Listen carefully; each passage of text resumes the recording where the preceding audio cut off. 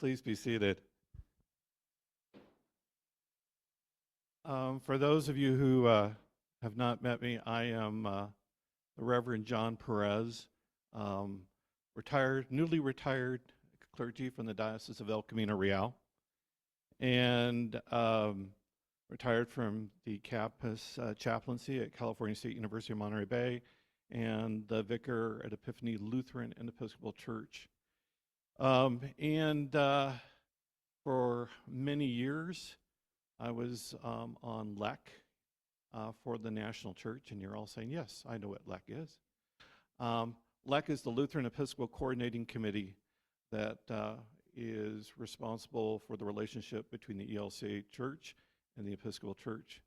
And so I spent about 12 years traveling across Canada and the United States, working with the Canadian Lutheran Church, the Anglican Church of Canada, the Episcopal Church, and the ELCA, and spending a lot of time in congregations like this. And also now serving on the Commission for Disabilities for the Episcopal Church. And I always I'm sort of grounded in the catechumenate. And in the catechumenate, we have an interesting perspective of how to approach the gospel. If you're familiar with Alexander Shaya, he's a Maronist, a historian and psychologist who has done a lot of work on the early church. And so the way we approach the gospel is, and I will try to explain the gospel in 2 minutes flat, is that the reason why these four gospels, and we know that there are other gospels out there, but the reason for these four gospels is because they create a catechumenate. That Matthew year A is about how to reconnect and find God. It is written to the people of Jerusalem after they've lost the temple, and they're trying to find their way back. Hence, its landscape is the mountain, and we're all familiar with the Beatitudes, the Sermon on the Mount. Then we have Mark, and the idea of Mark from a catechumenate is how to live with difficulty and pain. It is written to the Romans who are being persecuted. Its landscape is the sea, so it helps us try to figure out why bad things happen to good people. And then we have Luke, and Luke's landscape is the road. And it is about how do we live in community and in service, because we know the challenges of how to live when we live in community, when we live in service, and we all have different ideas about living in service. And then there is the Gospel of John from the catechumenate standpoint. John's landscape is the garden, and it tries to help us live with joy, because one of the great challenges in our spiritual journey is many of us believe that we are not worthy of the joy. We will understand pain before we will understand joy. And that is how we approach things. So I'm not sure if I did the full 2 minutes on that, but that's what it is for you. And from the catechumenate standpoint, today's gospel is great. It hits at our message. The farewell address by Jesus about what is coming behind him. What are we going to do? How to find joy in that. Now, if you're familiar with Phyllis Tickle, she talks about that every 500 years the church goes through a transformation. You know, the first 500 mark, the church is becoming the state church, creating its systems. It's going from a fringe base to the mainstream. Of course, you know, the year 1000, we have the Great Schism. And then the 1500s, we have the Reformation. Yes. And then today, we are in the midst of that. As we know, as we deal with churches and the size of churches and the issues of churches and national church, issues and things like that. We're in the middle of that transformation. And what's beautiful about that is that this is an opportunity. And 2033 is around the corner. And that is a great time for change and for us to look at what we keep, what we need to change, how do we transform ourselves. 2033. And I know that you've all formed your 2033 committee and you're planning it, and there's going to be celebration, and it is going to be the most glorious Easter celebration you've ever had because you're already hard at work. Is that correct? Okay. In case you're wondering what the heck I'm talking about, it started to be an accepted understanding in the ecumenical community that 2033 is the new millennium. We enter into our new millennium in 2033. And you can imagine what our world's going to look like in 2033, because we're already seeing parts of it now with AI and robots and people living on space stations, maybe some people living on the moon. Maybe Elon Musk has us all driving Teslas to Mars, who knows? But it's a good opportunity as we step into that millennium, what it is that we need to be changing as church and keeping. For me, one of the biggest issues is how we deal with disabilities and how we live into that. And a real quick little background on that is the foundation of how we deal with disabilities in this country is formed around the ADA, the Americans with Disability Act. And there's a huge problem with the Americans with Disability Act because it's dated. It needs to be rewritten. Technology has changed. The way we approach things have changed. Science has changed. And it is outdated. And there's a few things you may not realize about the ADA is because it's dated, it doesn't embrace or include technology. And that's a very important part for people with disabilities these days is because we're relying more and more on technology, and the Americans with Disability Act does not embrace or include that. So if there's some technology that you may need, there's nothing in the ADA that protects you from getting the technology that you need. The other part of church that we don't realize about the ADA is churches are exempt from the ADA.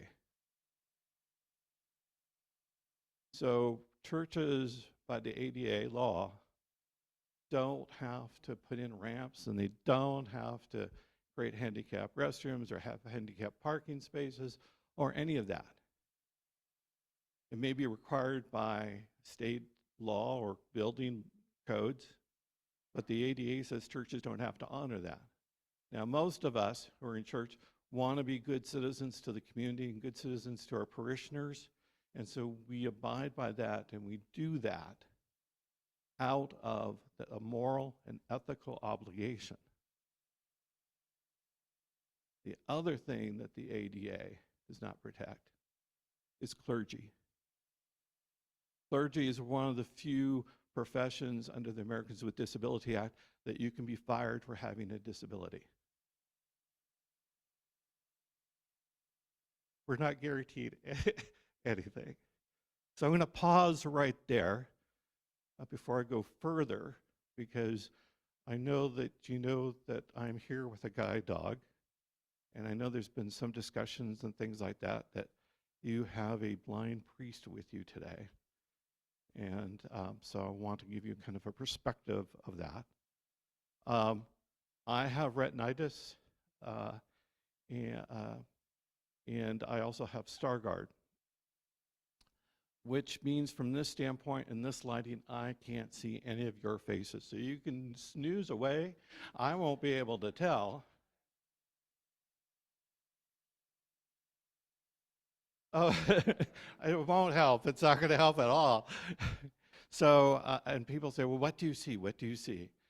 And I see a Monet painting. You're familiar with Monet. And then I see a Monet painting that's been glittered by an 8-year-old girl because everything I see is flashing and glittery on it. And then because of star guards, I have a hole in the center of all of that. And sometimes that hole is small, and sometimes that hole takes up my entire field of vision where I am almost totally blackout blind. So when I look this way, my vision is different than when I look that way because of the lighting on it. It, as my husband knows, there are times when he could be standing in front of me and I don't even see him there on it. And I was born with it. It's genetic, and the first few years of my life, my parents didn't realize that. They thought it was normal for boys to walk into walls. Took them. Their parents are a little slow sometimes, and on that, it was correctable for a while, which means my best vision was 20/60 corrected. But it's a degenerative disease. I'll never go totally blackout on it. And then about, 2015, 2014, I crossed over to legally blind. Robert? Yeah. And that's where I'm at today on that. And it's a very different world because this is not how everybody else operates. And I'll come back to that in just a little bit. But the challenge is that for the church doesn't do disability well. Church in its heart would like to do disability well. But the challenge is for the church, it doesn't quite get it. The commission that I'm on, to sort of give you an idea, was chartered 2 years ago. We were to complete our work this coming September. And we're just now forming our committees to do the work that we need to do about how to set out guidelines and to help congregations deal with disability.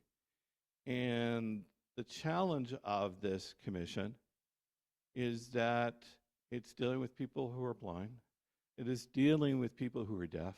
It is dealing with people that are on the spectrum. And that's a lot of different people with a lot of different needs to try to put into one place, into one document, and try to fix all the problems. Because each group of people with disabilities has their own need and their own way that they need to maneuver through the system. And so their lives are challenged. Now, I'm not hopeless on this because I realize that it's a start. It begins a conversation. Even when we get to September, when we give our final report, I know that that is something that we build upon. And that I hope, as we enter this new millennium, that we think a little bit more about disabilities. Because it really is something, when we get it right, benefits everybody. Everybody benefits. Because what happens is the church, and then I say the church, I mean our local parishes, our deaneries, our dioceses, the national church, all of us. When we talk about disabilities and accessibilities, and you may have had those experiences here, everybody starts cringing because they're worried about the price tag. And how do you justify spending the resources to take care of the needs of maybe just one person without realizing that when we do in service and incorporate accessibility, it benefits the whole. Now, from my standpoint of being visually impaired, I bet that there's a lot of seniors who benefit when we use easier fonts and bigger fonts for people to see. Not just the one or two visually impaired people, but all the seniors.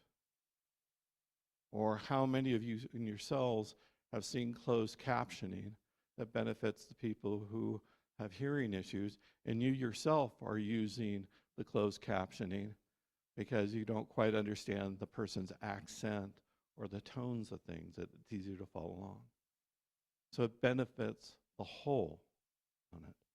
And as our congregations have an older age group overall,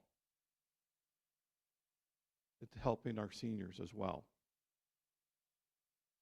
And so we have to start thinking about how this benefits as a whole, not just one or two. The other thing that we have to think about is our hospitality. And that's a kind of a double-edged sword on it. How do you welcome people in? How do you adapt for them? Now, I think I just mentioned one of my favorite churches to worship at is the ELCA headquarters in Chicago. It's a magnificent little church at their headquarters. It's right on the street. Two sides of it are all windows, no stained glass. And the beauty of that is, as you're praying for the homeless, and you're praying for the hungry, and you're praying for people in needs, there they are walking past you on the street, and you see them. It's a living stained glass kind of experience. And when I go there, these wonderful people tell me, they say, okay, we have a relief area for your dog already picked out. And we've got the bulletin all set for you in large print so you can see it. And you're going to sit right in this spot here we've picked out for you. And I am truly grateful for their kindness and thoughtfulness. So I don't want to diminish the act of their generosity.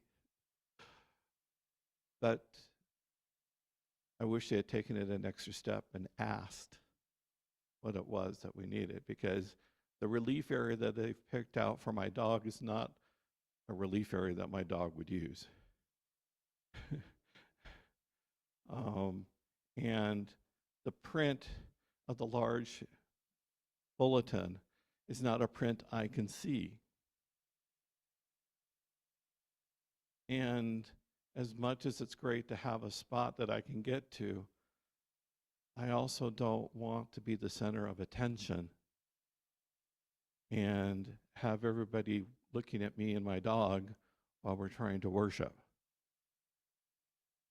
And the key to that is not to be afraid to ask what the person's needs are.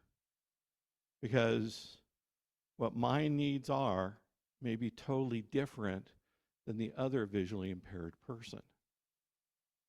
We may generally have a same need, like where do we relieve our dog? We may have generally, the same need of an enlarged bulletin, but we may have a different need of what that bulletin looks like. For instance, Times New Roman is evil to me. And I need an Arial font. I need a bold Arial font. Lauren just had the privilege of doing the service with me, and I thank you again, Lauren, for being a part of that. But Lauren got to look at my binder, seeing how bold and big that print was, and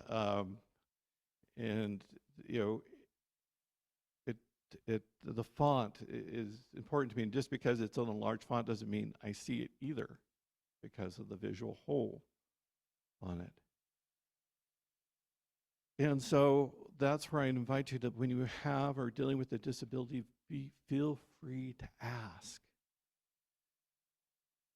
It's not embarrassing to us. It's nice that people take that time, because We're not all the same, and you're respecting our individuality as people when you ask us.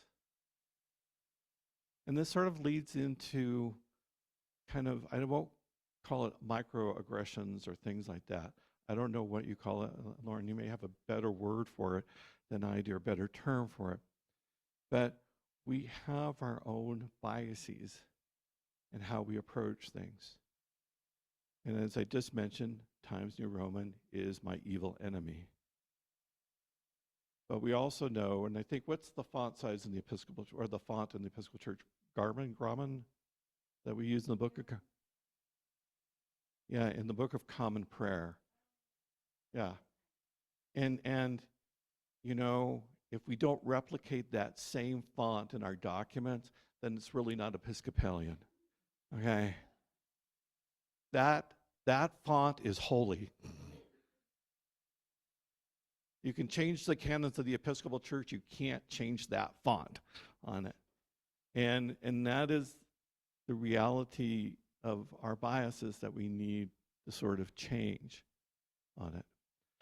And to think about where you might have a biases. I was speaking with someone at a national level in the Episcopal Church, a brilliant, brilliant person, a brilliant scholar.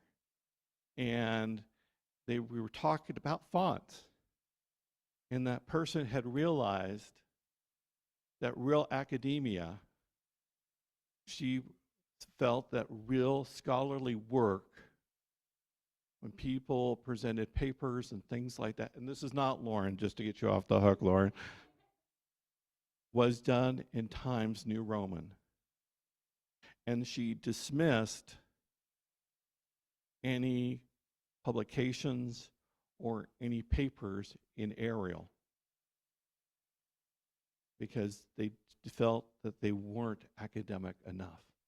Maybe they had cut and pasted it from the web or something like that on it. And she realized at that moment of her own bias was preventing her from helping people who are visually impaired and adapting to their needs as well. And maybe she had been discounting the work that she had done, or they had done, because of the font that they were using. So we have these biases that we're not even totally realizing it, and I celebrate her for having the courage and the self-awareness to have realized that, when most people don't on it. And I will give you another example of how people's biases for visually impaired people change things. For years, I worked for General Electric. We bring good things to life, still in the same business. So, and in that, GE has this amazing ability to do statistical analysis on just about everything. And my customer satisfaction rate was 98.5 at General Electric. It's a very high number. It's a number to be proud of. GE was proud of it. But they had realized something, and this is when I was still able to, hadn't crossed over to Legally Blind. I was still able to have a correction, and I was wearing contact lenses. And then on days that I wasn't wearing contact lenses, and I was wearing my very, very thick, bulletproof glasses made by Hubble, my customer relations satisfaction rating went down to the mid-70s. And GE knew that it had nothing to do with the quality of the work. It was the consumer's perception. And so that leads into this idea of where our perceptions is when we see people with disabilities and we think they may not be as able as we think or we'd like to have them be. We take people down. And so there lies my challenge and the church's challenge.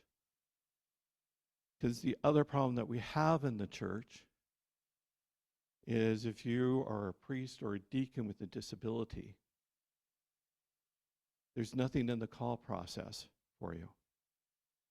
You basically have to go and find and create your ministry. And then the church gets into its own stereotype that if you're a visually impaired person, or if you're a person who is in the deaf community, that must be your ministry.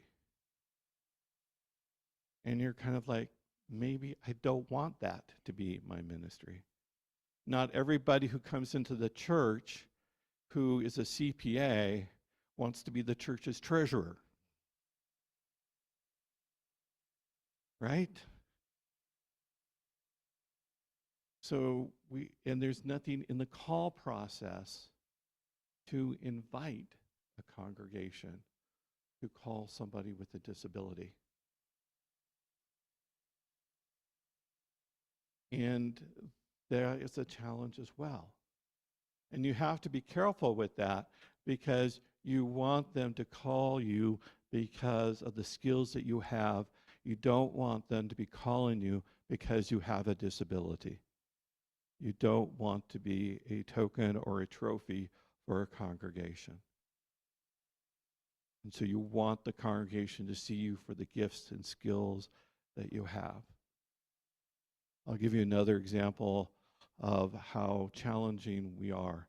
A couple of years ago, the CPG did their study of gender and ethnicity and sex in the clergy. They finally got their act together and decided, how many people of many different ethnicities do we have? What's the gender identification? And they did this great study, and I commend CPG, the Church Pension Group, for having undertaken that. Did they ask about disabilities? No. They left that out. So, where can you help, and what can you be in doing for people?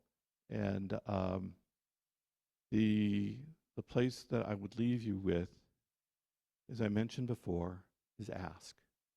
If someone is coming in and they have a disability, or they're willing to share that they have a disability, for you to ask what their needs are and how you can help. And be honest and frank if you can't meet that needs, or maybe, just sit with that person and help them get through the liturgy that you have, because they may not be familiar with your style and the way you do things. Be an advocate, both on the parish level, the deanery level, the diocesan level, and on the national level, to help us start thinking about how to make the church more accessible in this new millennium. Challenge it. When we start groaning about how much it's going to cost, point out that the changes that we make and the things that we do benefit everyone within the community.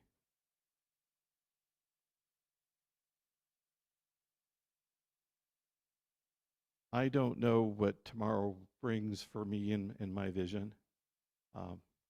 And people often ask, what if there's a cure tomorrow? Would you do it?